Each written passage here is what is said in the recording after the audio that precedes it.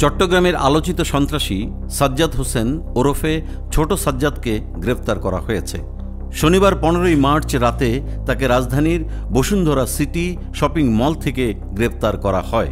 চট্টগ্রাম মহানগর পুলিশের কমিশনার হাসিফ আজিজ সংবাদ মাধ্যমকে বিষয়টি নিশ্চিত করেছেন।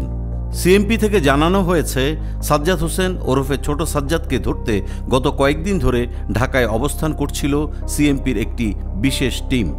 এদিকে গ্রেফতারের পরে সামাজিক যোগাযোগ মাধ্যমে ছড়িয়ে পড়া এক ভিডিওতে ছোট সাজ্জাদের স্ত্রীকে বলতে শোনা যায়, এত হাই উল্লাস করার কিছু নাই, মামলা যখন আছে অ্যারেস্ট হবেই, কাড়ি কাড়ি বান্ডেল বান্ডেল টাকা ছড়িয়ে স্বামীকে নিয়ে আসব, যারা ঘটনা ঘটিয়েছে তাদেরও ছাড় দেওয়া হবে না বলেও জানান তিনি।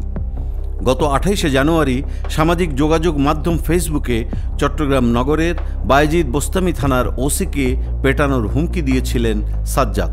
পরে গত 30শে জানুয়ারি সাজ্জাদকে ধরতে তথ্য দানকারী কিংবা সহায়তাকারীকে নগদ অর্থ পুরস্কার দেওয়ার ঘোষণা দেওয়া হয়।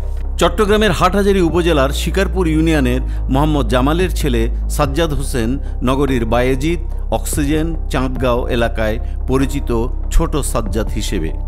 তিনি বিদেশে পালিয়ে থাকা সন্ত্রাসী সাজ্জাদ আলীর অনুসারী। ছোট সাজ্জাদ পুলিশের তালিকাভুক্ত সন্ত্রাসী।